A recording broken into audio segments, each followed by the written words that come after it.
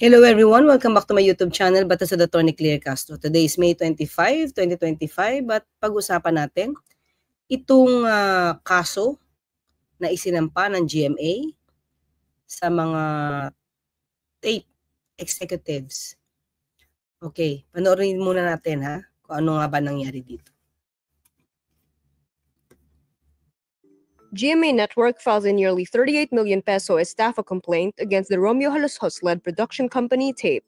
TAPE allegedly failed to remit around 37.9 million pesos in advertising revenues collected from clients which were contractually assigned to GMA Network under a 2023 assignment agreement. GMA adds, despite multiple formal demands, the funds were not transferred to GMA because they were instead used for TAPE's operational expenses, in violation of the trust arrangement outlined in the agreement. TAPE was the producer of the Philippines' longest-running noon show, Eat Bulaga, which started in 1979 and aired for the longest time on Channel 7. But the Halos family had a bitter falling out with the show's creators, Tito Soto, Vic Soto, and Joey De Leon, on how to run the show, which prompted the trio to leave TAPE in May 2023. Okay, clear para mas malinaw sa atin. Okay, papakita ko sa inyo kung bakit estafa. Kasi syempre, minsan pagka may agreement, sabihin lang, hindi lang ito na-comply. So, dapat civil obligation lang. At hindi na kailangan ng criminal case ng estafa. Wait So, ito. Dito lumalabas mga ka-clear. Okay? Sinabi kasi dito, yan. Bakit estafa? Okay? The Philippines leading broadcast company GMA Network Incorporated has filed a nearly 38 million estafa. Laki complaint against the Romeo Halos-led Television and Production Exponents Incorporated or TAPE. Okay? Dahil daw, yan, merong misappropriation of funds. Kumbaga, naggamit yung pondo, no? Nalaan dapat sa GMA Network sa halagang 37.9 million pesos. Okay, sino-sino yung mga dinimanda, mga ka-clear ito? Romeo Halos Jr. Okay? Bakit sila? Sila yung mga officers Di ba? Sila yung mga hindi nag-comply sa obligasyon. Kumbaga, ang dating is inabuso yung trust ng GMA Network. Kasi dapat ibabalik nila yung pera, i-remit nila. Pero despite demand, sabi, di ba, hindi sila nagre-remit. Hindi nire-remit yung pera na supposed to be ay para sa GMA. Okay, ang mga dinimanda, si Romeo Halos Jr., okay, former president and CEO, Romeo Halos Sr., ang tatay, chairman of the board, Seth Frederick Bullet Halos, ang magkapamilya to, Malu Chowa Fagar, former COO and current president and CEO, Micaela Magtoto, and Sinaida Buenavista. Okay? Ang sabi dito, the complaint stems from respondents' failure to remit. So, dapat may ibabalik. Dapat may ibibigay. O i-deliver na pera. Of course, advertising revenues. Kumbaga, kita sa advertisement na nakolekta mula sa mga clients, mga advertisers, okay? Which had been contractually assigned. So may kontrata sila na itong, let's say, a portion, no? A portion ng advertising revenues ay i-deliver dapat sa GMA. So lumalabas kasi yung amount sa tape ibinabayad ng mga advertisers. So meron silang 2023 assignment agreement. Yan. So, mga ka-clear, kasi lumalabas dito, may obligasyon ang tape na i-deliver o ibigay yung pera na nakalaan, kumbaga, na-entrust dito sa tape dahil sila yung tumatanggap Sila yung tumatanggap. So, hindi lang natin alam kung anong eksaktong provision, pero dito sa kwento, lumalabas mga ka-clear, na a certain portion of the advertising revenues, nakalaan na yun dapat sa GMA. Okay? Pero since nakalaan na ito, di ba? Dapat hindi na ito galawin ng tape. Kasi yun yung mukhang na pag-usapan nila So, dapat ito ibibigay. Di ba? Yung portion na yun, ibibigay. So, in other words, yung portion na nakalaan para sa GMA, hindi na yun sa tape. Diba? Hindi yun sa tape. So, kung hindi yun sa tape, at ibinigay lang yan ng mga advertiser sa iyo ng buo, ang obligasyon mo ngayon ay i-remit yung portion ng GMA. So, kumaga, hinawakan mo lang yun eh. Kasi sa iyo lang binigay. At hindi yun sa iyo. So, ngayon, anong obligasyon mo? Ibigay sa may-ari. Ang may-ari ng portion na yun, yung GMA.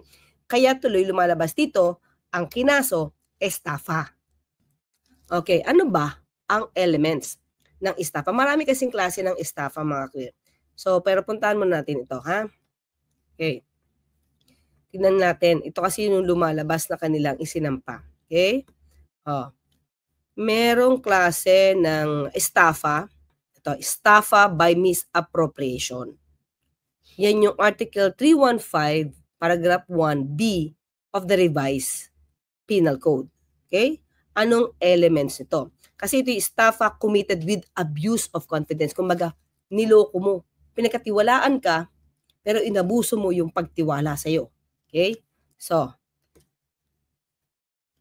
ito lumalabas. Itong elements, mga kaklira, by misappropriating, ginamit mo. Diba? Ginamit mo, ginasos mo, or converting, diba? To the prejudice of another. Kumbaga, nadanyos yung iba. Ha? Money, goods, or any other personal property received by the offender. O, di ba? Yung pera na yon na-receive ng tape. Diba? Na-receive niya eh. Kaya lang ito hindi sa'yo. Pero itong property na to ay in trust or on commission. So in other words, nilagak sa'yo or parte ito ng commission nila. So, pero instead na ibigay mo to, ginastos mo. Or kinuha mo. Para sa sarili mong interes. Diba? So, or, yan na, in trust, or on commission, or for administration. Or, ito, or under any other obligation involving the duty to make delivery. The delivery of or return of the same. So dito hindi naman siya return eh. Kasi hinawakan ng tape. So, kasi sa kanila binayad. So anong obligasyon mo? To deliver. Ano? May obligasyon kang i-deliver sa kanila. Pero instead na i-deliver mo, minas-appropriate mo. Di ba? Pag hindi mo kasi na-deliver yan, mga kaklim, ang presumption yan is nagkaroon ng misappropriation. Ginamit mong pansarili. Yan ang presumption. Ha? Okay? Even though such obligation be totally or partially guaranteed by a bond, o kahit nga may bond eh, or by denying having received such money, goods, or other property.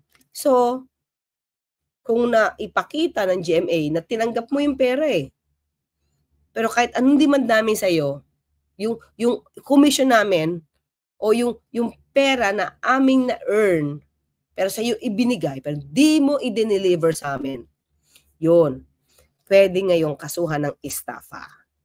Diba? Ito yung sinasabi natin. At malamang ito ang ginamit nila. Estafa by misappropriation.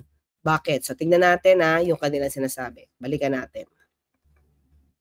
Okay, dito. Ito sinasabi nila. Oh, anyway, ito na yung binasa natin kanina, di ba? Ayan, the complaint stems from respondents' failure to remit. Ayan, to remit advertising revenues collected from clients, which had been contractually assigned. Ayan, naka-contractually assigned na siya. Diba? Pag contractually assigned mo yan, portion na yan ng GMA. Hindi na yan sa tape. Kaya hindi siya papalo lang sa mere civil liability na para bang breach of contract lang. Kasi contractually assigned. Kumbaga yung portion na yon, iyon na to yun na to. Problema, hinawakan nila, hindi nila deliver. Yan. So, kaya lumalabas tuloy, may panloloko, estafa. Yan GMA Network is pursuing legal action to hold the responsible officers. Kaya nga kasama yung pinakita ko mga officers, no? Responsible officers, accountable, and to recover the misappropriated amount. Ba't kasama yung mga officers? Kasi sila yung mga nagpupulong eh. Sila yung mga nagdi-decide. So, despite several demands na pinadala sa inyo, hindi kayo ma-action eh. Ba pera to? So, kailangan syempre ng board, board resolution to withdraw the amount, to deliver the money to GMA. Pero wala. Siguro hindi kumilos. So, talagang yung mga responsible officers ay pwedeng kasuhan. Kumaga, in conspiracy para lokohin ang GMA network. Okay? Abusuhin ang tiwala. Kasi meron silang agreement, katiwalaan ka namin, sige hawakan mo yung pera, pero di mo binalik. Okay? Hindi mo dineliver. So lumalabas dito mga clear, tumakbo yata kasi, anyway, hindi natin alam kung naggamit ba yung pera na to, pero yan ang presumption. Okay? Kasi dito lumalabas, okay, syempre ito yung mga panahon mga ka-clear, kung saan hindi nagkaroon na ng magandang relasyon yung tape saka yung Itbulaga, host ng Itbulaga, si Tito Vic and Joey. So hindi na sa kanila pinagamit yung pangalang Itbulaga, diba? Meron kasing court order. So ang ginawa nilang pangalan ng show ay Tahanang Pinakamasaya. Yun, pero mukhang hindi kumita. Kaya nawala na rin sa ere, diba? Yun. So, dito mga ka-clear, ayan.